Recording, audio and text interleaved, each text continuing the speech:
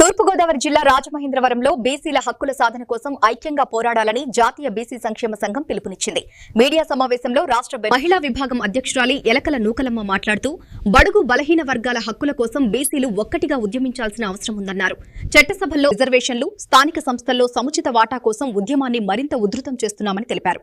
బీసీల హక్కుల కోసం దశాబ్దాలుగా పోరాడుతున్న ఆర్ కృష్ణయ్య నాయకత్వంలో సంఘం బలోపేతమవుతోందన్నారు.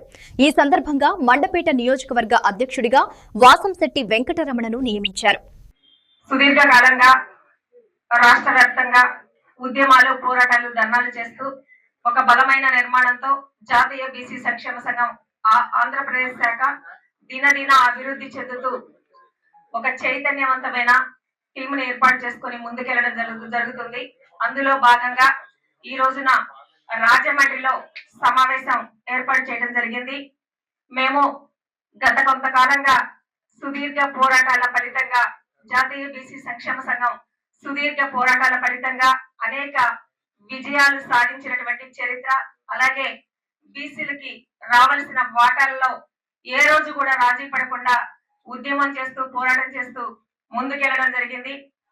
అందులో భాగంగానే ఎన్నికల ముందు రాష్ట్ర ముఖ్యమంత్రి వర్యులైనటువంటి చంద్రబాబు నాయుడు గారు జాతీయ బీసీ సంక్షేమ సంఘం ఆంధ్రప్రదేశ్ శాఖను పిలిచి అనేక అవకాశాలు కల్పిస్తాం బీసీలకి, కూటమి ప్రభుత్వాన్ని గెలిపించండి అని హామీ ఇవ్వడం జరిగింది. ఆ ప్రయత్నంలో భాగంగా మేము 100 నియోజకవర్గాలు తిరిగి రథయాత్ర చేసి కూటమి గెలుపుకు ఎనలేని కృషి చేయడం జరిగింది. ఖచ్చితంగా మాట ఇచ్చిన ప్రకారం నామినేట్ పదవుల్లో వాటాలు కానీ, అలాగే చట్టసభల్లో వాటాలు కానీ సుమారుగా 40 మందికి బీసీలకి ఎమ్మెల్యేలుగా అవకాశం ఇచ్చారు, ఎంపీలుగా అవకాశం ఇచ్చారు, రాజ్యసభలో స్థానాలు ఇచ్చారు, 56 కార్పొరేషన్ చైర్మన్లు, అలాగే నామినేట్ పదవుల్లో వాటా ఇచ్చారు. ముఖ్యంగా ఎన్నికల ముందు ఏదైతే హామీ ఇచ్చారో రక్షణ చట్టం కల్పిస్తాము బీసీలకని. జాతీయ బీసీ సంక్షేమ సంఘం మరి ఈ రోజు భారతదేశానికి స్వాతంత్రం వచ్చే 70 సంవత్సరాలు దాటిపోయింది. మరి ఈ రోజు వరకు కూడా బీసీల పరిస్థితి ఎక్కడ వేసిన గొంగలు అక్కడలాగానే ఉంది. మరి జాతీయ బీసీ సంక్షేమ సంఘం అనేక దశాబ్దాలుగా మరి ఇక్కడ పోరాటాలు చేయడం జరిగింది.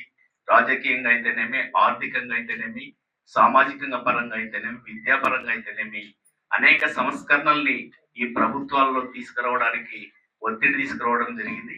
అందులో భాగంగా మరి విద్యాపరంగా, మరి రాజకీయ పరంగా అయితే కొత్త వెసులుబాటు కల్పించడం జరిగింది. కానీ ఏవైతే మా మొదటి నుంచి ఉన్న ప్రధానమైన డిమాండ్స్, చట్టసభల్లో బీసీలకి 50% రిజర్వేషన్స్ కావాలి, మరి అట్లాగే కేంద్ర ప్రభుత్వ స్థాయిలో ఒక మంత్రిత్వ శాఖను ఏర్పాటు చేసి మా జనాభా నిష్పత్తి ప్రకారం బడ్జెట్ కేటాయించాలి.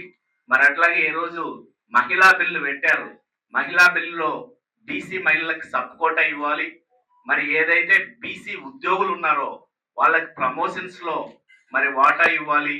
మరి అట్లాగే ఏదైతే ఈరోజు పారిశ్రామికంగా మరి ప్రభుత్వ నిర్ణయాల ప్రకారం అన్ని ప్రైవేట్ పరం కాబోతా ఉన్నాయి. జాతీయ బీసీ సంక్షేమ సంఘం రాష్ట్ర అధ్యక్షుడిగా నియమితులై ఉన్నాను. రాబోయే కాలంలో అన్ని జిల్లాల్లో అధ్యక్షుడిని నియమిస్తూ ఆగస్టు నెలలో భారీ బీసీ గర్జన ఏర్పాటు చేయబోతా ఉన్నాను. గ్రామ స్థాయి నుంచి కమిటీలు వేసుకుంటూ కృష్ణయ్య గారు, అలాగే నాగేశ్వరరావు గారు సూచన చేశారు. ఆర్ కృష్ణ గారి ఆశయ సాధన ఏదైతే ఉందో బీసీలకు చట్టసభల్లో 50% రిజర్వేషన్లు కల్పించారని ఆయన ఆశయ సాధన కోసమే పోరాటం చేస్తారు.